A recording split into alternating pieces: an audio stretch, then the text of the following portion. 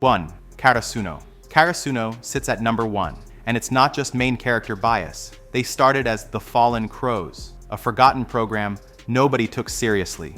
Their transformation came through chemistry that evolved every match. Hinata's speed with Kageyama's precision created the freak quick. Nishinoya's defense turned sure points into rallies. Tsukishima's clutch block against Ushijima proved even bench players delivered when it mattered. Their 5-set victory over Shiratorizawa changed everything.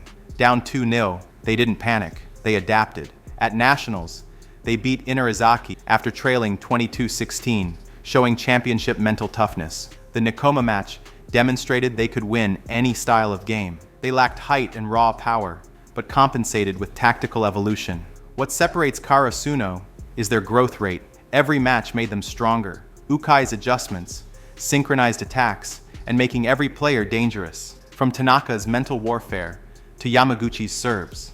They didn't just win matches, they evolved during them. That's why they're number 1. Plus, Nekoma.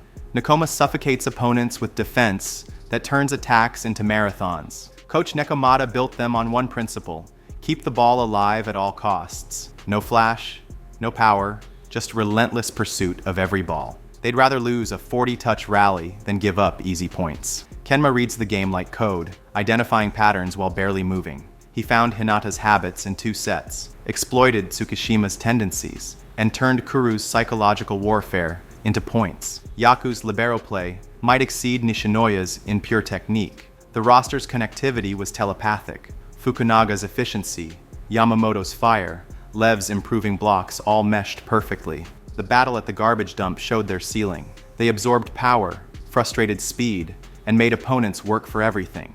Losing 3-2 to Karasuno didn't diminish what they proved. Defense and patience can match any offensive system. Brain beats brawn when you turn volleyball into chess. Aoba Josai Okawa transformed good players into great ones and average players into good ones. His serving targeted specific weaknesses, his sets maximized each spiker's strengths, and his mind games destroyed opponents mentally. Against Karasuno, they won the first match easily and nearly eliminated them in the rematch, leading at match point before the comeback. Years of playing together since middle school created unmatched trust. Iwaizumi's power, Matsukawa and Hanamaki's blocking partnership, Watari's steady defense, everyone understood their role perfectly. They pushed Shiratorizawa to 5 sets, proving they could compete with anyone despite lacking overwhelming individual talent. Seijo proved that maximizing your roster beats collecting stars. Oikawa's leadership went beyond skill. He made teammates believe they were better than they were, and that belief often made it true. Not the most talented team, but possibly the smartest. Fukurodani, Bokuto's emotional volatility, defined Fukurodani's identity. In dejected mode, their offense dropped 40%. When locked in, his cross-court shots from impossible angles were unstoppable. The difference between their floor and ceiling was larger than any team in the series. Aka's genius wasn't just setting, it was managing Bokuto's psychology while running an offense. He knew when to boost confidence and when to deliver reality checks. The supporting cast, Konoha's consistency, Washio anchoring the middle, Sarukui's serves, maintained competitiveness during Bokuto's crashes. Tokyo qualifiers and nationals proved they could win multiple ways. Against Mujinazaka, Bokuto's 3rd set awakening turned defeat into victory. They thrived on emotional momentum shifts that would destroy other teams, turning instability into a weapon. Shiratorizawa. Shiratorizawa played power volleyball at its apex. Ushijima's left-handed spikes generated force that college players couldn't match. His power never decreased, even in 5th sets. The southpaw angle made traditional blocking schemes worthless. Tendo's guest blocking looked random, but followed patterns he identified during warm-ups. Shirabu's setting philosophy was simple: optimal positions for Ushijima, Semi's serves, Goshiki's developing power, and Leon's athleticism provided options, but everyone knew the primary weapon. Against Karasuno, they dominated statistically. More aces, higher hitting percentage, more blocks. They lost the adaptation battle, but never the intimidation war. Coach Washijo's brutal philosophy worked. Overwhelming physical superiority usually wins. Every opponent felt physically inferior facing them. Inarizaki. The Miya twins weaponized chaos. Atsumu's sets came from impossible angles with perfect precision. His serves made receivers look amateur. Osamu added elite scoring while maintaining setting ability that would start on most teams. Aran provided reliability when plays broke down. Their real advantage was momentum control through crowd manipulation.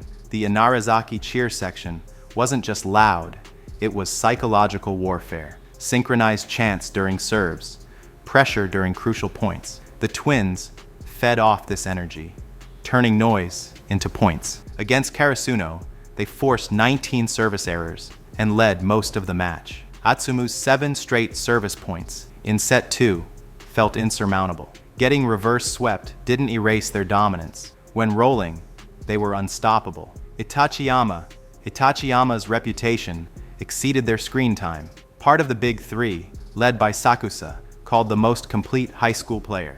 His mid-match adaptability surpassed Ushijima. Every position featured elite players with no weaknesses to exploit.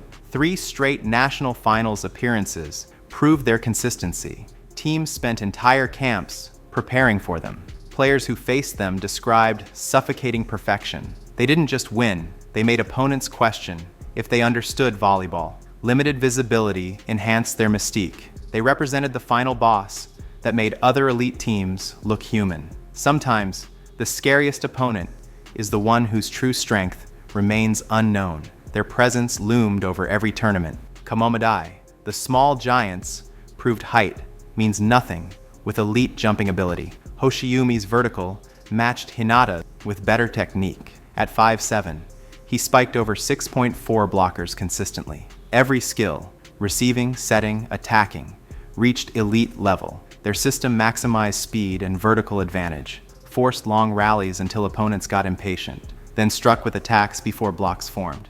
Military precision in execution. No egos despite nationally recognized players. Against Karasuno, they demonstrated textbook volleyball. Perfect passes, optimal sets, approaches that maximized vertical advantage. They proved that elite athleticism plus flawless fundamentals makes physical size irrelevant. Date tech. The iron wall turned blocking into art. A1's read blocking percentage exceeded 40%, shutting down entire court sections. Fudakuchi's evolution from problem child to captain strengthened their already imposing wall. Koganagawa's height added another layer, despite inconsistent setting. Teams restructured entire offenses just to score. Middle attacks became suicide. Even off-speed shots got dug because their floor defense positioned perfectly behind blocks. Watching attackers get stuffed repeatedly destroyed confidence. Against Karasuno, they nearly won, despite fewer attacking points. Their blocking made Asahi tentative and Tanaka overthink. They proved elite defense alone could carry deep tournament runs. Johzenji played playground volleyball with no structure. Terushima's athleticism let him play every position, setting from back row, attacking from position 6, receiving serves meant for the libero. Pure instinct over strategy.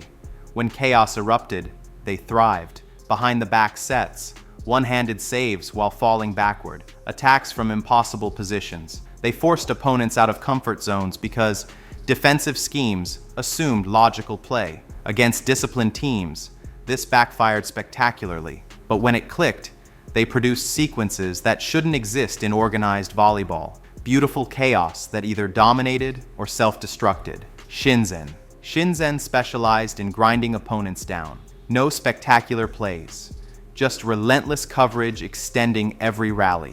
They waited for frustration to create errors. Patience as their primary weapon. Without stars, they relied on collective effort and superior conditioning. While others chased highlights, Shinzen chased every ball. They frustrated anyone who expected quick points. Tokyo qualifiers proved they could compete through pure persistence. They showed that refusing to quit could overcome superior talent. Sometimes the biggest threat is the team that simply won't go away. Kakugawa. Kakugawa had one weapon, their giant middle blocker who altered every attack pattern. Opponents had to rethink their entire approach. When teams adapted, the rest of the roster couldn't compensate. They demonstrated volleyball's diversity. Some teams win through speed, others through size. One exceptional player made an average team dangerous for stretches, limited screen time, but lasting visual impact. That massive blocker looming over the net stayed with viewers. They proved that one dominant weapon could still create genuine challenges. MSBY Black Jackals. MSBY assembled an all-star roster, Hinata, Bokuto, and Atsumu, creating offensive overload. They could attack from anywhere with anyone. High-energy volleyball that overwhelmed through pure talent. Their chemistry made the sum greater than the parts. Individual brilliance blended into a cohesive system. Watching them felt like a highlight reel that never stopped. Professional volleyball at its most entertaining. They proved that star power plus teamwork creates something special. The dream team that actually delivered. Schweiden Adlers. Schweiden represented precision over chaos. Kageyama and Ushijima brought methodical destruction. Every serve targeted weaknesses. Every set had purpose. Zero wasted energy. Their efficiency was terrifying. Championship mentality through perfect fundamentals. Not flashy, just ruthlessly effective. The machine that never stopped working. They showed the evolution of basic volleyball. Fundamentals perfected to professional level. When basics are executed flawlessly, complexity becomes unnecessary. Tokonami. Tokonami launched Karasuno's journey as their first official opponent. Not elite, but showed every team has players chasing dreams. Solid fundamentals without star power. They established stakes and helped Karasuno find rhythm.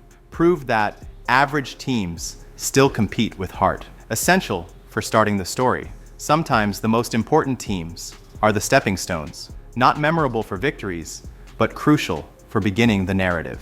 Nohebi. Nohebi played dirty within the rules. Mind games, referee manipulation, technical exploitation. They turned matches into psychological battles as much as volleyball contests. Beating them required mental toughness beyond physical ability. They got inside opponents' heads, creating doubt and frustration. Their presence created tension and unpredictability. They proved that psychological warfare could be as effective as perfect technique. The antagonists who made volleyball about more than just skills. Should Itachiyama rank this high with minimal screen time? They're big three material, but barely played on screen. Is Karasuno truly number one, or does main character privilege inflate their ranking?